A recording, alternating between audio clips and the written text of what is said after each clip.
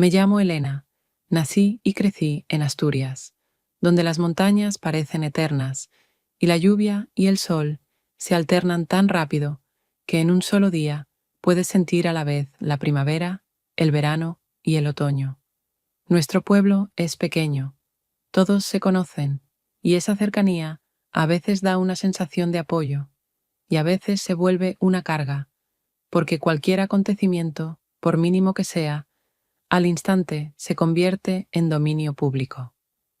Sin embargo, es precisamente este círculo cerrado de rostros conocidos lo que crea una atmósfera especial, como si vivieras en un mundo que no tiene prisa por correr detrás del tiempo. Cuando salgo por la mañana, el aire me parece más transparente que en cualquier otro lugar. Huele a hierba, a madera y a la humedad de la tierra después de las lluvias nocturnas. Siempre siento que, incluso en los días más difíciles, la belleza de este sitio no me deja caer del todo en la desesperación. Nuestra casa está un poco apartada de la carretera principal. Es antigua pero sólida, y la quiero porque en cada grieta y en cada desgaste del suelo se guardan recuerdos de los años que pasamos allí con Javier. Alguna vez soñamos con acondicionarla para una gran familia. Hablábamos de los hijos que tendríamos, del jardín donde correrían y de las noches en que juntos miraríamos las luces encenderse en el valle. Ahora, la mayoría de esos sueños han quedado en palabras que ya no quiero repetir, porque duelen demasiado al recordarme que todo tomó otro rumbo. Después del accidente, la vida en nuestra casa cambió hasta volverse irreconocible. Javier terminó en una silla de ruedas y los médicos decían sin rodeos que la esperanza de una recuperación completa era demasiado pequeña como para confiar en ella. Aunque, eso sí, siempre añadían que existían excepciones. Personas que, con persistencia y largos meses de rehabilitación, lograban lo que nadie creía posible. Pero mi marido, desde el principio, se negó a aferrarse a esas palabras, como si no quisiera ni siquiera intentarlo, para no desilusionarse aún más después. Veo cómo se aparta de cualquier conversación sobre tratamiento y cómo en sus ojos a veces estalla la rabia y otras veces se congela una indiferencia que hiere más que nada. Antes era un hombre activo, amaba su trabajo, los libros, podía discutir durante horas de política o deporte, se interesaba por la música y sabía de pronto arrancarme una sonrisa con alguna broma. Ahora casi no toma un libro en sus manos, no escucha nada, salvo los breves boletines de noticias, y hasta en las conversaciones se ha vuelto parco en palabras, como si el mundo entero se hubiera reducido para él a unos cuantos metros de habitación y silla, y todo lo que quedaba fuera de esos límites ya no valiera la pena. Intento hablarle de cosas cotidianas, pero cada vez siento ese muro invisible que crece entre nosotros. La granja que antes llevábamos juntos ahora se sostiene casi por completo en mis manos. No siempre me las arreglo, y entonces acude en mi ayuda nuestro vecino Mateo. Es un hombre fuerte, acostumbrado al trabajo duro, y nunca se niega si hay que arreglar algo o cargar algún peso. Su presencia para mí es salvadora, pero también peligrosa, porque en nuestro pueblo no se puede evitar la mirada ajena, y aquí la gente no sabe guardarse las palabras. Sé que nuestra vida lleva tiempo siendo tema de conversación, que de mí hablan con compasión o con censura, pero aprendo a fingir que no me afecta. Aunque a veces, al volver a casa, siento cómo esos susurros dejan huella en mí y en Javier, que se encierra aún más en su silencio. Lo más difícil son las tardes, cuando la niebla baja al valle y el mundo entero parece hundirse en un velo gris. Me siento en el banco frente a la casa y permanezco mucho tiempo escuchando cómo, en la oscuridad, se responden los perros a lo lejos, y pienso que mi vida, de verdad, se dividió en un antes y un después. En el antes había la sensación de que algo grande nos esperaba, de que todavía alcanzaríamos a realizar mucho. En el después quedó la rutina y una lucha interminable, y cada vez me descubro pensando que las fuerzas se me van agotando. Y aún así, pese al cansancio, conservo dentro de mí una diminuta esperanza. Sé que los milagros ocurren rara vez, pero a veces llegan justo cuando menos los esperas. Y me imagino el día en que Él, aunque con dificultad, dé su primer paso. Entonces, quizás, todo vuelva a tener sentido. De momento, Él vive como si eso nunca fuera a suceder, pero yo no me permito creerlo del todo, porque en cuanto deje de esperar, no quedará más que el vacío. El verano en las montañas llegó inesperadamente rápido, y aunque las lluvias primaverales aún habían mantenido la tierra húmeda y pesada, ahora ya se secaba bajo el calor. Las piedras del camino se calentaban tanto que era difícil tocarlas con la mano, y en la casa, incluso al amanecer, el aire era sofocante. Me despertaba con la sensación de que el día sería largo, agotador y lleno de ese mismo silencio que desde hacía tiempo había invadido nuestro hogar, convirtiendo cada conversación con Javier en algo entrecortado y forzado. Yo trabajaba en la granja, cuidaba el huerto, intentaba sostener la hacienda, pero al mismo tiempo veía cómo mi marido se sentaba en la sala, casi siempre vuelto hacia la ventana, con una mirada ausente, como si no mirara los campos ni el camino, sino hacia adentro de sí mismo, a un lugar donde yo ya no tenía acceso. Esa sensación de distancia me dolía más que todas las faenas diarias. Un día sofocante, cuando el sol colgaba sobre el tejado y hasta las gallinas se escondían en la sombra, decidí ordenar el desván, donde con los años se habían acumulado cosas viejas. Y fue allí, entre cajas y polvo, donde encontré el casco de motocicleta de Javier, que alguna vez fue parte de su vida llena de libertad, velocidad y entusiasmo juvenil. Al sostenerlo entre mis manos, me parecía sentir el olor de la gasolina, escuchar el rugido con el que solía regresar a casa, riendo y contando cómo había vuelto a adelantar a sus amigos en la carretera. Aquellos recuerdos me apretaron el pecho, porque me recordaban quién había sido él antes de aquel fatídico día. Dejé el casco en el pasillo, y cuando por la tarde preparaba la cena, Javier pasó por allí. Su mirada se detuvo en el objeto, y luego me miró. En vez de sus habituales gestos indiferentes o frases cortas, de pronto dijo en voz baja que si yo buscaba calor en otra parte, podía ir a buscarlo, pero que no quería saber con quién. Lo dijo con calma, sin rabia, y por eso sus palabras fueron aún más duras.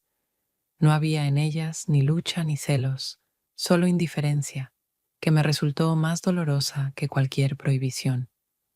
Me quedé de pie, con la cuchara de madera en la mano, y sentí como todo se me encogía por dentro, sin encontrar palabras en la garganta, porque ¿qué se puede responder cuando te dicen abiertamente que tu presencia ya no significa nada? Así que callé, mientras él se alejaba hacia la sala, y yo escuchaba durante mucho tiempo el rodar suave de las ruedas de su silla sobre el suelo, mientras la cena se enfriaba en la cazuela y dentro de mí algo cambiaba para siempre. Esa noche, cuando él dormía, yo permanecí despierta, mirando la oscuridad, y pensaba que quizá sus palabras no habían nacido de la rabia, sino del cansancio, porque ya no podía luchar contra su propia impotencia, contra mi constante movimiento y mi negativa a detenerme. Pero incluso si era verdad, sus palabras habían dejado en mí una huella que no podía borrar, y desde entonces cada uno de nuestros días me parecía aún más frágil e incierto que antes. Unas semanas después, en el pueblo, empezaron los preparativos para la fiesta patronal, y aunque aquella celebración se repetía cada año, esta vez sentía una emoción especial, porque hacía mucho que no me encontraba entre la multitud, que no reía de corazón ni me permitía olvidar, aunque fuera por unas horas, la granja y el peso de nuestra casa. Por eso, aun sabiendo que Javier se quedaría en casa y que difícilmente aprobaría mi deseo de ir, decidí hacerlo. Necesitaba al menos una noche en la que, en lugar de silencio, hubiera música y en lugar de pesadumbre en el pecho, la sensación de vida a mi alrededor. Cuando llegué a la plaza frente a la iglesia, ya se había reunido bastante gente. Entre las casas colgaban guirnaldas de banderines de colores que se mecían con la brisa. En el escenario improvisado con tablones, los músicos afinaban sus instrumentos y alrededor había mesas con sidra, vino, empanadas caseras y carne asada. En el aire se mezclaban aromas que mareaban, tan distintos de nuestras cenas rutinarias en la granja, que me parecía haber entrado en otro mundo, aunque en realidad solo era la plaza central del pueblo. Mateo me vio enseguida entre la gente. Salió del grupo de hombres que discutían sobre la cosecha de ese año y se acercó a saludarme con una sonrisa. Su mano rozó mi codo con naturalidad y ni siquiera tuve tiempo de preguntarme por qué le permitía esa cercanía.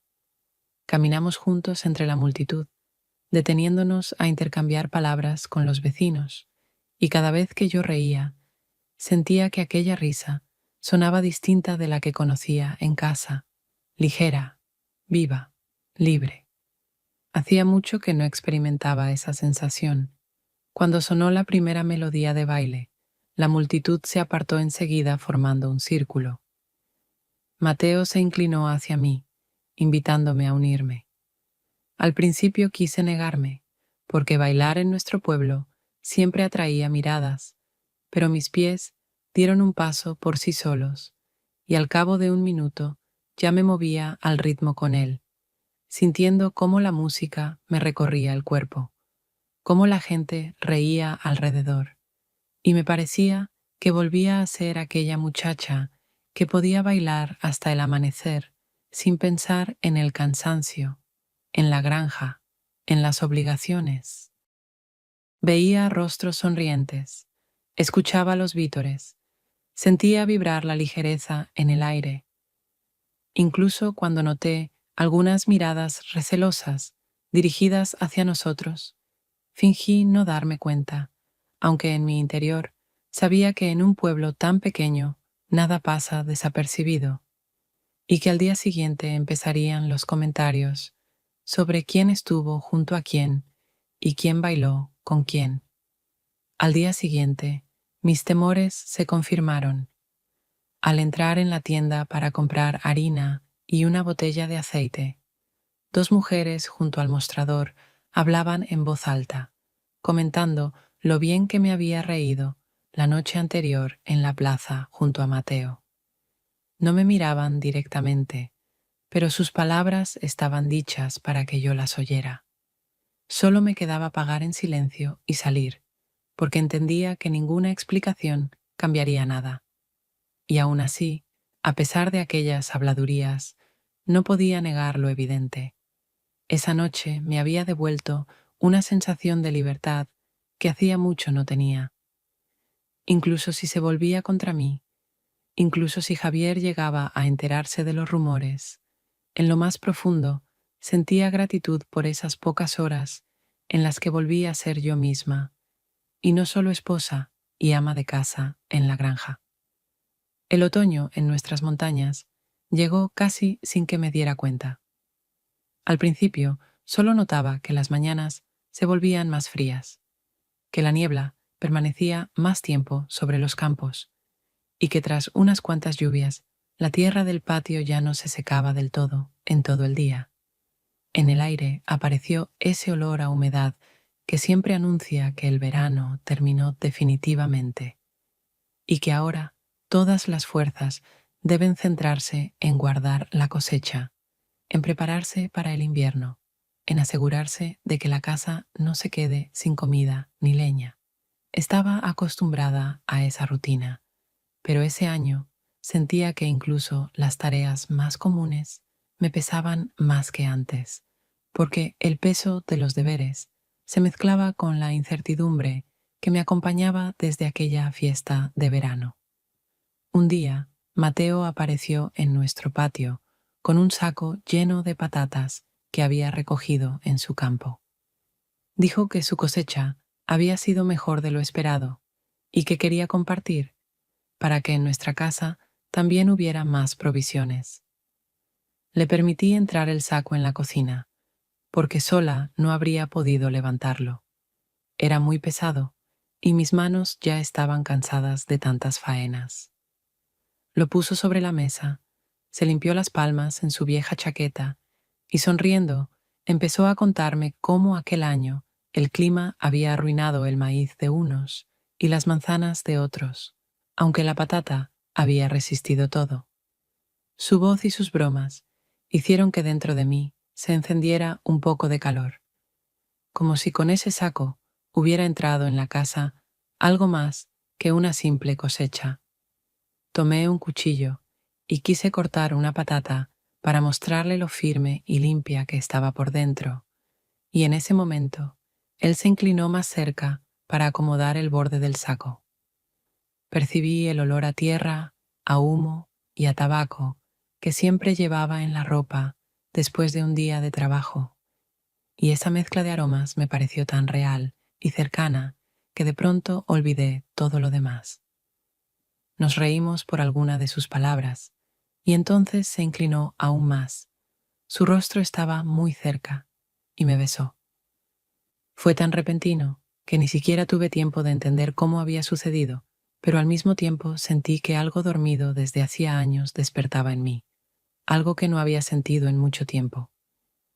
Me quedé de pie con el cuchillo en la mano, desconcertada y aturdida, sin saber cómo reaccionar, porque dentro de mí se enfrentaban varias emociones: la vergüenza y la culpa por lo ocurrido, la alegría y la emoción por el beso, la desesperación al pensar que lo había permitido, y al mismo tiempo un extraño alivio, porque por un instante me sentí viva, y no solo una mujer que cada día carga en silencio con la casa y con su marido. Y justo en ese momento, mientras aún intentaba entender qué me pasaba, vi a Javier en la puerta. No dijo nada, no hizo ningún movimiento, solo permaneció allí sentado, mirándonos, y aquella mirada fue tan penetrante que sentí como si viera toda mi lucha interior, mi debilidad, mi pecado, e incluso lo que no me atrevía a confesar en voz alta. Y aunque no pronunció palabra alguna, me resultó evidente que su silencio significaba más que cualquier grito o reproche, porque en ese silencio se sentían la fuerza y el dolor a la vez. Comprendí al instante que desde ese momento nuestra casa ya no sería la misma. Me quedé inmóvil en medio de la cocina, sin saber qué decir, porque cualquier palabra me parecía absurda. Sentí que mi vida se dividía en un antes y un después. Aquel beso inesperado había abierto algo imposible de borrar, y al mismo tiempo había destruido el frágil vínculo que todavía quedaba entre mi marido y yo. Después de lo ocurrido en la cocina, cuando el beso de Mateo y la mirada de Javier coincidieron en un mismo instante, sentí que ya no podía vivir como antes. Aunque por fuera todo parecía igual, me levantaba temprano, ordeñaba las vacas, hacía las tareas de la casa, cargaba agua, preparaba la comida y hablaba con mi marido de cosas triviales. Por dentro, cada día crecía en mí la inquietud y, al mismo tiempo, esa extraña y prohibida atracción hacia el vecino, como si solo él pudiera darme lo que durante tanto tiempo me había faltado. Comencé a inventar excusas para salir de casa. Decía a Javier que debía ir al médico por el dolor de espalda, o que tenía que visitar a mi tía en otro pueblo, o que había alguna feria donde comprar provisiones. En realidad, me dirigía en otra dirección, a la vieja granja abandonada donde me esperaba Mateo. Esa granja estaba en el límite del bosque, con el techo derrumbado y las ventanas vacías que dejaban ver el cielo. Allí empezamos a encontrarnos, porque los dos sabíamos que en el pueblo no existen secretos. Incluso una mirada o una sonrisa podían alimentar los chismes. En ese lugar desierto nadie nos veía ni nos oía. Solo el viento entraba por las rendijas y movía las hojas secas bajo los pies. Allí hablábamos de cosas que yo ya no podía decir en mi casa, del cansancio, de cuánto me faltaba el calor humano, de mis miedos y dudas. Mateo me escuchaba sin interrumpir y a veces lanzaba unas pocas palabras simples que sonaban más importantes que largos discursos. Sabía bromear incluso en los momentos menos oportunos, y eso me gustaba, porque me hacía sentir que podía volver a reír, aunque en el fondo esa risa estuviera teñida de culpa. Cada vez que nos tocábamos, en mí chocaban dos sentimientos: la libertad que él me daba y la culpa hacia Javier, que se quedaba en casa y quizá sospechaba más de lo que mostraba. Pero a pesar de todo, regresaba una y otra vez a esas citas, incapaz de renunciar a esa parte de vida que me ofrecían. Con el tiempo me di cuenta de que había empezado a mentir con facilidad, sin vacilar, y eso me asustaba, porque unos años antes me consideraba una mujer honesta, para quien la palabra valía tanto como los hechos. Ahora, sin dudar, le decía a mi marido que iba a por medicinas, sabiendo que en vez de la farmacia me esperaba la vieja granja. Cuando él solo asentía con la cabeza y se giraba, yo no sentía alivio, sino más tensión aún, porque su indiferencia era como una sentencia silenciosa. Cada encuentro con Mateo era como un sorbo de aire después de una larga inmersión bajo el agua. Pero al mismo tiempo entendía que con cada día mi mentira se hacía más profunda y tarde o temprano saldría a la luz. A veces, después de vernos, lo miraba y veía en él a un hombre al que le gustaba el riesgo, al que le atraía la prohibición de nuestra relación. Y entonces sentía miedo, porque intuía que para él aquello podía ser un juego, mientras que para mí ya se había convertido en cuestión de vida, sin posibilidad de retorno. En casa todo parecía igual, pero veía cómo cambiaba la expresión de Javier cuando me observaba más tiempo de lo necesario.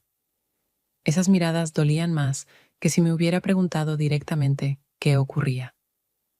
Entendía que lo sabía, o al menos lo sospechaba, pero elegía callar.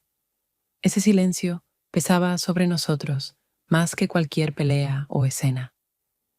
Y fue entonces cuando por primera vez sentí un miedo verdadero, no por mí, sino por lo que nos esperaba a todos cuando la verdad se hiciera evidente. Ese año, el invierno llegó de golpe, sin las largas lluvias otoñales que normalmente retrasaban el frío. Ya en los primeros días de diciembre, vi por la mañana como una fina capa de escarcha cubría todo el patio, endureciendo la tierra como piedra, mientras el humo de las chimeneas del pueblo se elevaba recto y lento, disolviéndose en un cielo apagado que parecía contener una larga vacuidad. Yo me levantaba antes del amanecer, encendía la estufa, sacaba el cubo del pozo para traer agua e intentaba calentar la casa. Pero en el corazón mismo de la vivienda permanecía la misma frialdad, una que no dependía de la temperatura, venía de las paredes, de las miradas y de ese silencio que me separaba de Javier, un frío que ningún fuego podía vencer. Aquella mañana volví del patio con un cesto de leña y, al abrir la puerta, me quedé helada. En el pasillo vi a mi marido, de pie, apoyado en unas muletas, dando pasos cautelosos, como si pusiera a prueba su fuerza. Su espalda estaba tensa, sus manos se aferraban con firmeza a las barras, y cada movimiento le costaba un enorme esfuerzo. Pero avanzaba, despacio, con dificultad, aunque con la misma obstinación que yo le recordaba de antes del accidente, cuando no conocía lo que era rendirse. Dejé el cesto en el suelo y lo miré sin atreverme ni a acercarme ni a hablarle, porque en aquella escena había algo que me privaba de todo derecho a intervenir. Él levantó la cabeza, se cruzó con mi mirada y en sus ojos no había alegría ni alivio. Vi en ellos una dureza resuelta y un reproche ardiente, como si quisiera demostrar no solo a sí mismo, sino también a mí, que era capaz de mucho más de lo que yo pensaba. Sentí orgullo por él, por su recuperada voluntad, pero también miedo, porque en ese momento comprendí que sabía mucho más de lo que decía.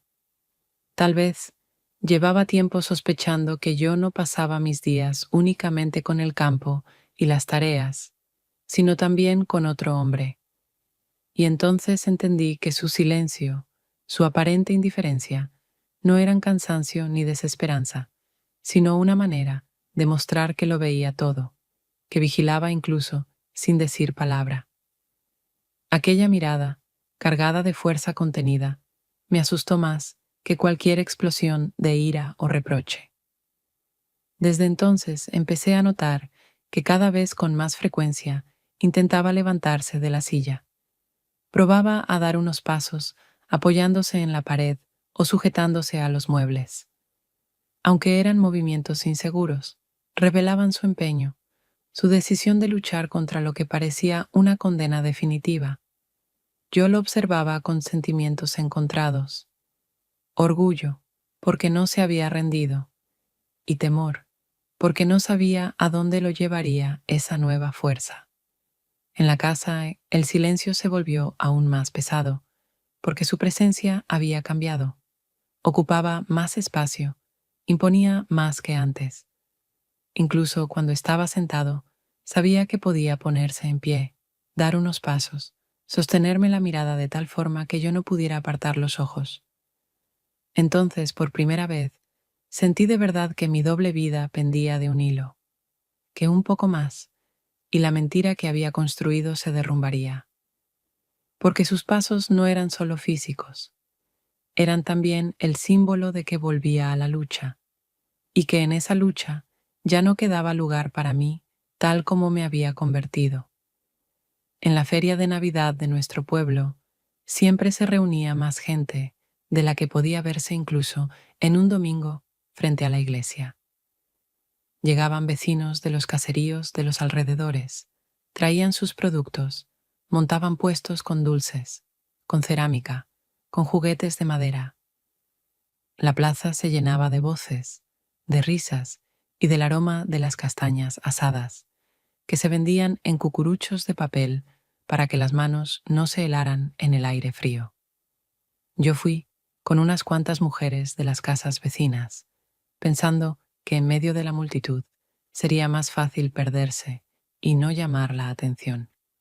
Pero por dentro seguía tensa, porque sabía que cualquier gesto podía provocar una ola de comentarios. Al acercarnos al centro de la plaza, donde vendían vino y sidra, vi a Mateo. Estaba junto a un puesto de manzanas, charlaba con el vendedor y reía. Traté de no mirar demasiado en su dirección, pero el corazón me latía con fuerza, porque sabía que entre nosotros existía un vínculo imposible de ocultar, ni para mí ni para los demás. Se acercó, me saludó, y al entregarme una bolsa de fruta, rozó mi mano como por casualidad. Ese gesto mínimo me pareció tan intenso que apenas logré contenerme para no apartar la mano de golpe. De afuera, sin embargo, parecía solo un acto de cortesía. También sabía que Javier había ido a la feria. En los últimos tiempos se empeñaba en salir de casa, apoyándose en muletas, y ya lograba mantenerse de pie bastante rato, lo suficiente para avanzar algunos pasos sin ayuda. Lo vi un poco más lejos, junto a un puesto de embutidos, conversando con unos hombres. Incluso a la distancia, sentía su presencia tan intensamente como el contacto de Mateo pocos minutos antes. Esa doble presión me hacía sentir que estaba al borde de un precipicio, a punto de ceder. Al volver a casa, no sabía si había visto aquel gesto. Durante la cena, que serví en silencio, Javier de pronto dijo que yo ya había hecho mi elección. Sus palabras sonaron tan tranquilas que al principio no entendí su sentido, porque esperaba un reproche, un estallido de rabia. Pero lo que escuché fue indiferencia, y esa indiferencia me dolió mucho más. Su voz no se elevó, no hubo acusación, solo la constatación de un hecho. Y esa fría distancia hería más que cualquier acusación. Me quedé frente a él sin saber qué responder. Cualquier explicación habría sonado mezquina y falsa. Entonces comprendí que entre nosotros ya no quedaba lucha, porque él no quería demostrar nada más. Su indiferencia significaba que para él todo había terminado. Y aunque seguíamos viviendo bajo el mismo techo, yo sentía que la casa se había partido en dos. Su mitad, con su fuerza silenciosa, y la mía, con mis mentiras y dudas. Dos mitades que nunca más podrían volver a ser un todo. Con el tiempo, la primavera llegó, trayendo no solo el nuevo calor y la hierba verde en los prados, sino también la sensación de un final definitivo, porque ya no podía vivir como si nada hubiera pasado, y nuestra casa, en la que Javier y yo habíamos compartido tantos años, ya no me parecía un lugar capaz de mantenernos unidos.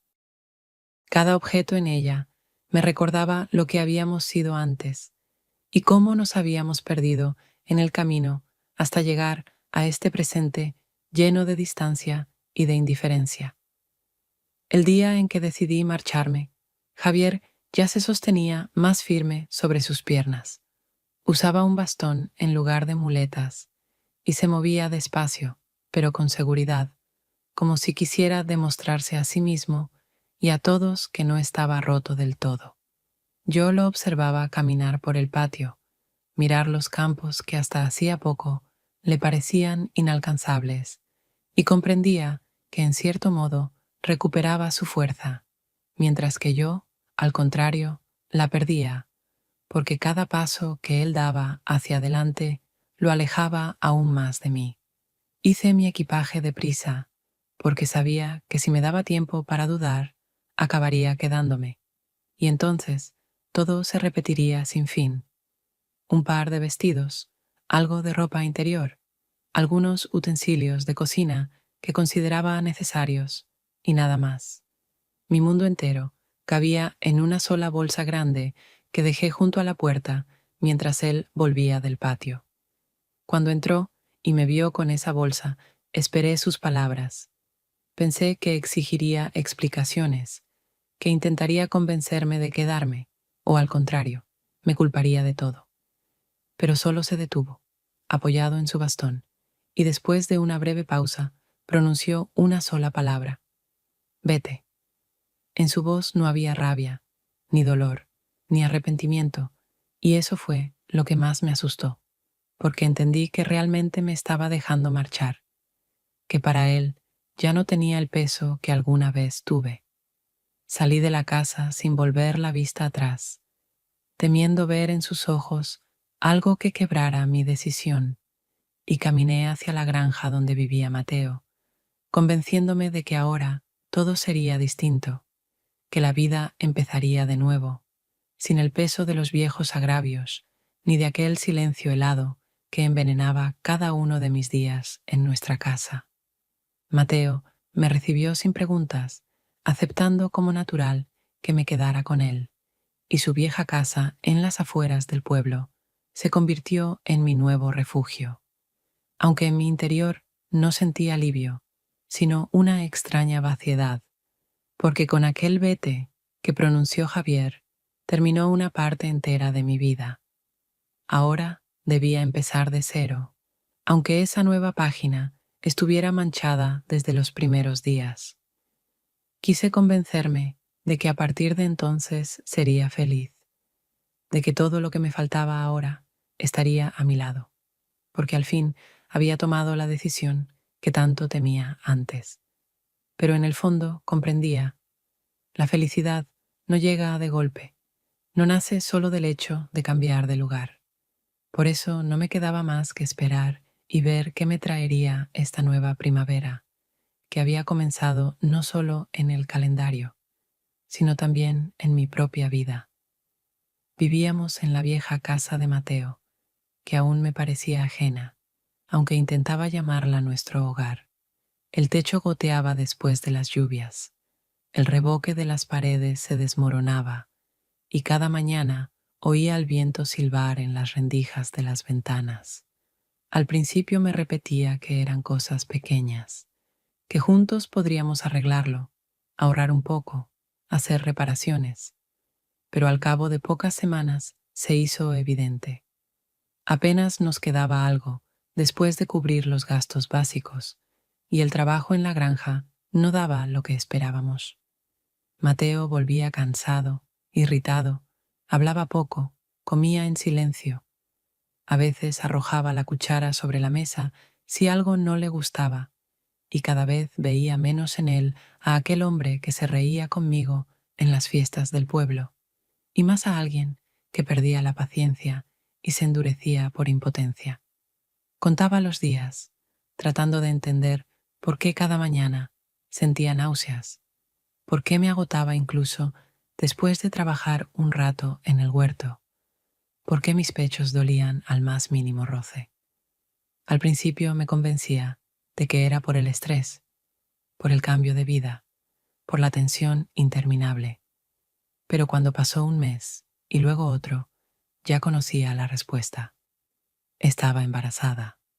Me sentaba en la cocina con las manos sobre el vientre que aún no había cambiado por fuera, pero ya me parecía extraño y al mismo tiempo lo más cercano a mí. Una vida comenzaba a crecer dentro de mí, pero yo no sabía a quién pertenecía. Recordaba aquella noche, perdida entre los muchos días de silencio y tensión con Javier. Llevábamos semanas sin hablarnos. Él se apartaba y yo vivía con la sensación constante de que su indiferencia era más terrible que cualquier grito. Y de pronto me llamó a su lado, como si desesperadamente quisiera convencerse de que yo aún era su esposa, de que no había perdido mi vínculo con él del todo. Fue brusco, incluso áspero, pero yo no lo rechacé, porque dentro de mí ardía entonces una mezcla extraña de dolor, de resentimiento y de compasión. Y ahora, meses después, no sabía si el hijo que llevaba en el vientre era suyo o de Mateo. Mateo no lo sospechó de inmediato. Seguía llegando tarde, a veces se dormía sobre la mesa y otras bromeaba diciendo que yo parecía demasiado cansada para ser una mujer que casi todo el día estaba en casa. En su voz aparecía cada vez más a menudo un matiz de irritación, como si me reprochara que no pudiera darle la vida fácil que había imaginado. Discutíamos por nimiedades, por la leche agria, por los cubos sin recoger en el patio, por haber gastado unos euros en una blusa nueva en vez de comprar herramientas. En esas palabras no oía solo cansancio, sino también decepción. Y con cada pelea crecía en mí el miedo. ¿Qué pasará cuando sepa que espero un hijo? Una tarde, cuando el calor no cedía ni siquiera después de la puesta de sol, salí al patio y miré el huerto donde habíamos plantado patatas. Las hileras de verde se alzaban rectas, como soldados, y me sorprendí pensando que la vida se parecía a esas hileras. En apariencia todo es simple, pero bajo la tierra se esconde lo invisible, que puede ser tanto cosecha como vacío. Sentía dentro de mí moverse esa vida invisible, y me daban ganas de llorar, porque no sabía si la recibiría con amor o con temor. La semana siguiente, reuní el valor para decirle a Mateo que esperaba un hijo. Me miró largo rato, en silencio, como si no pudiera comprender de inmediato lo que eso significaba para él. Después, su rostro se tensó y solo pronunció una palabra corta. Bien. Pero en sus ojos no vi alegría, sino cautela y duda. Y entonces comprendí una vez más. La verdadera prueba apenas comenzaba.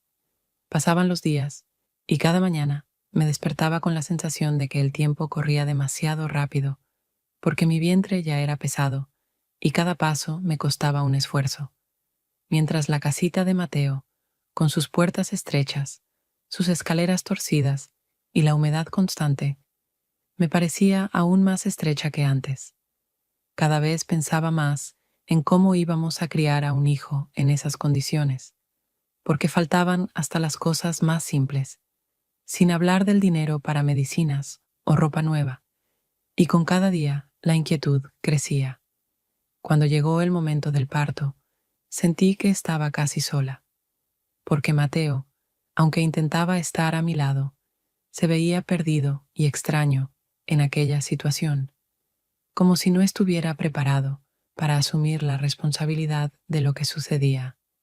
Incluso su voz, cuando llamó a la vecina para pedir ayuda, sonó como si se aliviara al poner todo sobre hombros ajenos.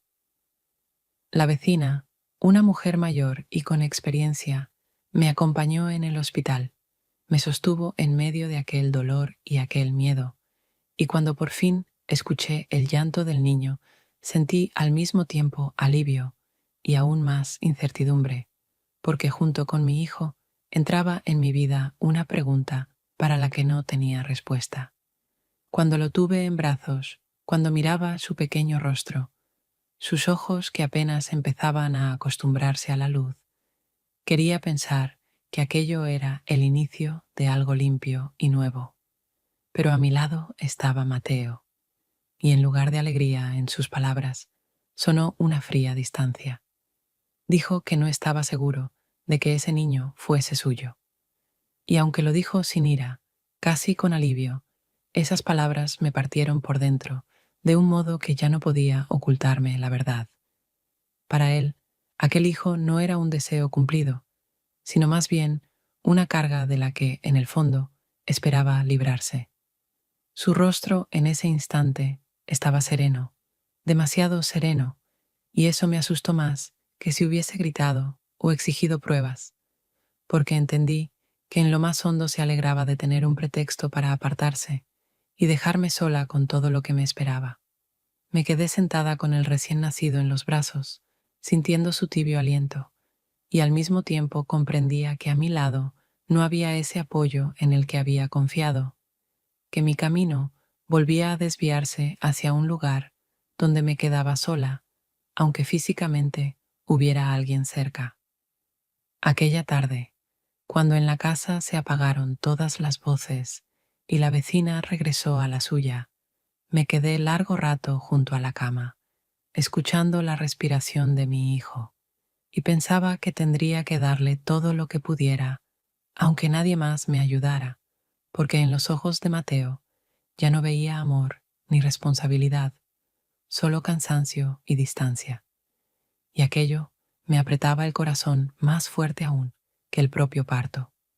Habían pasado varios años, y aprendí a despertarme un poco antes que mi hijo, para alcanzar a encender la estufa, poner la tetera al fuego, cortar el pan de ayer y prepararle el desayuno, de manera que él se levantara en una casa donde todo ya estaba en su sitio, con la leche caliente en la mesa y la bolsa de la escuela esperando junto a la puerta.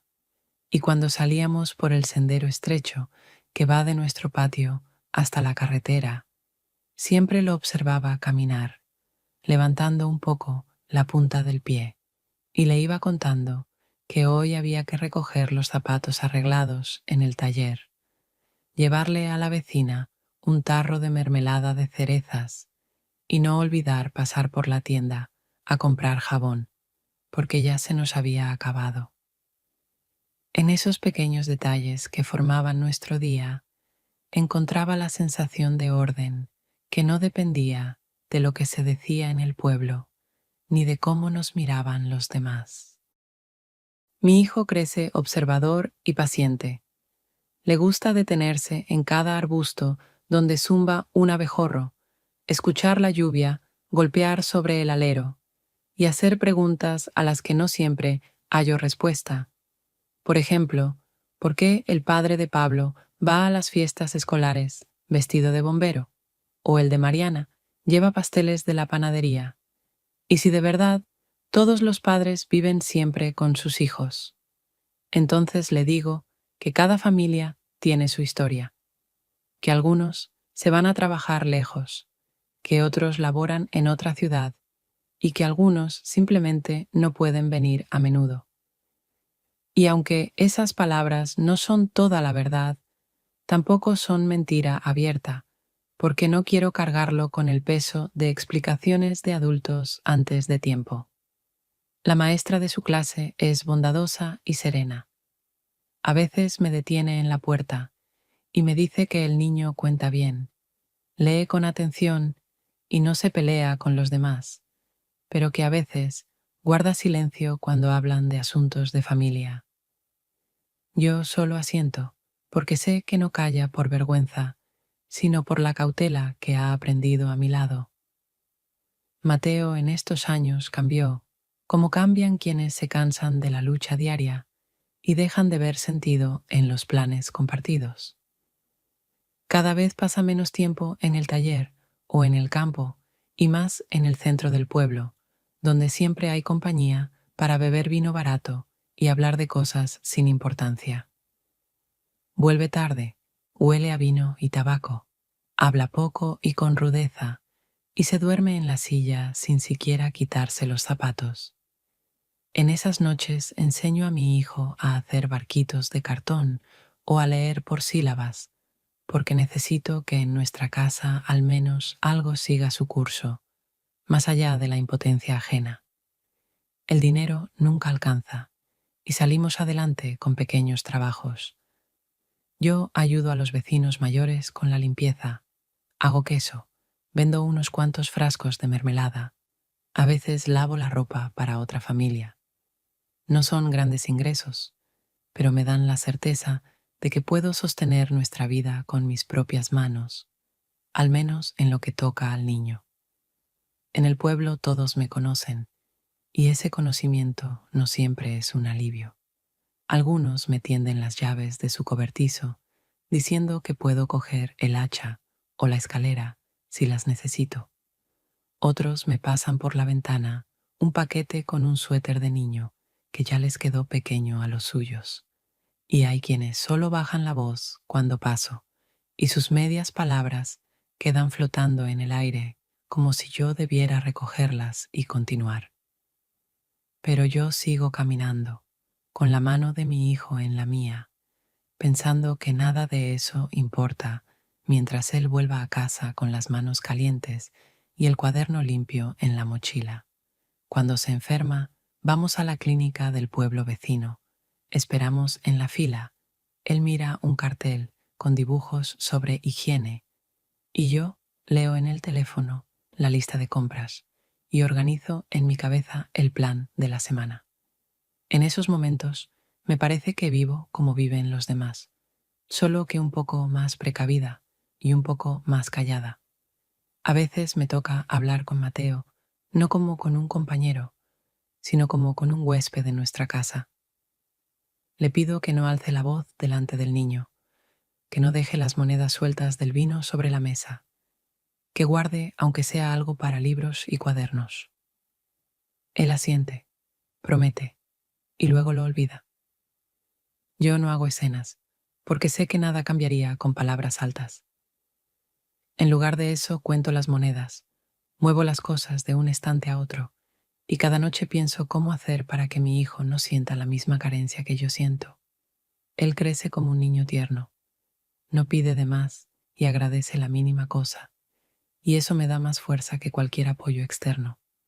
de Javier me entero no por encuentros directos, sino por retazos de conversaciones ajenas que escucho en el mercado, en la tienda o en la cola del correo. Dicen que ahora suele estar cerca de Carmen, que juntos encuentran qué hacer, que ya camina mejor y lleva el bastón más como signo de calma que como apoyo.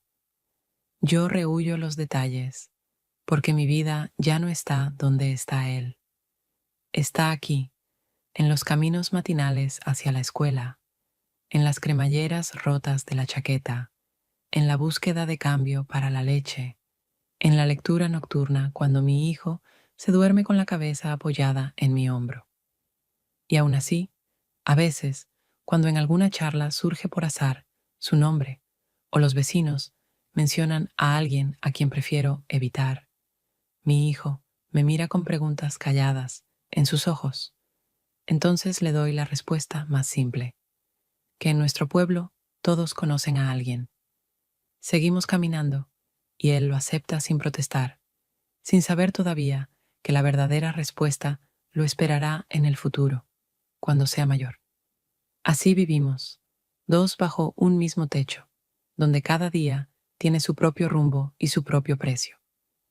Y digan lo que digan los demás, yo veo cómo mi hijo crece no en la sombra de decisiones ajenas, sino en la luz de las cosas simples que hacemos juntos.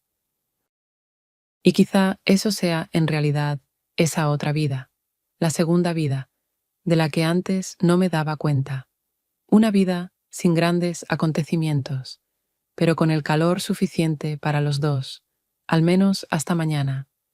A veces, cuando la casa por fin se sumerge en silencio, cuando mi hijo duerme en su cuarto y respira parejo, y de la calle apenas llega el eco lejano de unos pasos o el ladrido de los perros, me quedo a solas con mis propios pensamientos.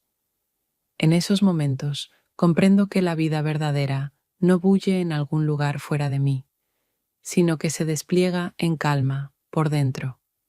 No está hecha de grandes sucesos, ni de rumores, ni de historias ajenas, sino de una sensación de permanencia escondida en las cosas más simples, en lavar los platos después de la cena, en ordenar los cuadernos sobre la mesa, en cerrar la puerta despacio para no despertar al niño.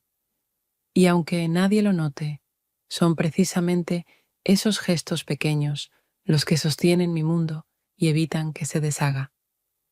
Ya no me llamo a mí misma feliz. Esa palabra suena demasiado recta, demasiado definitiva, como si no dejara espacio para la duda. Pero en los breves instantes de calma siento otra cosa, una cálida gratitud. Por el techo sobre nuestras cabezas, por la risa de mi hijo cuando repite sus chistes favoritos, por nuestros rituales nocturnos que solo nosotros entendemos. Es gratitud por saber que, incluso después de todo, conservamos nuestro pequeño mundo, con luz suficiente para no temerle a la oscuridad. Antes medía la vida en acontecimientos, encuentros, caminos, pérdidas y giros inesperados. Creía que ellos definían quién era yo. Ahora veo que la verdadera medida no está en lo que sucede, sino en si te alcanzan las fuerzas para resistir y seguir viva por dentro. A veces pienso que mi mayor victoria no es lo que he atravesado, sino haber logrado guardar ternura allí donde habría sido tan fácil endurecerse. Puede parecer que esta vida es demasiado callada, demasiado cotidiana, pero tiene su verdad. He aprendido a aceptar el silencio no como castigo, sino como un estado natural. He aprendido a callar de un modo que no hiere, sino que sosiega. He aprendido a hablar solo cuando las palabras hacen falta, y no para justificar mi derecho a existir.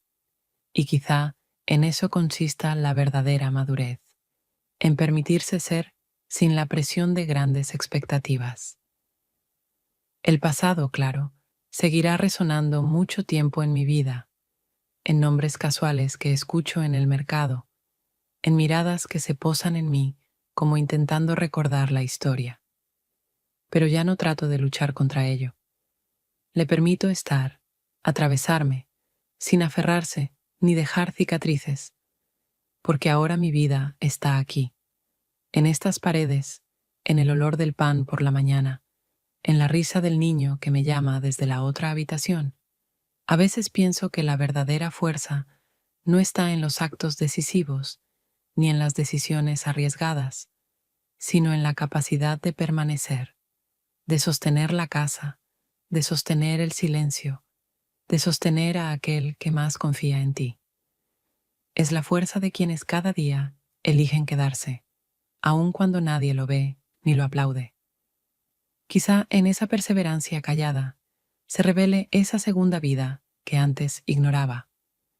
Una vida sin estruendos, pero con la certeza de que el calor de hoy alcanzará para mañana. Y aunque mañana traiga sus propias preocupaciones, sabré que resistiremos, porque a veces eso basta para sentir que la vida aún sigue y que en ella hay un lugar para los dos.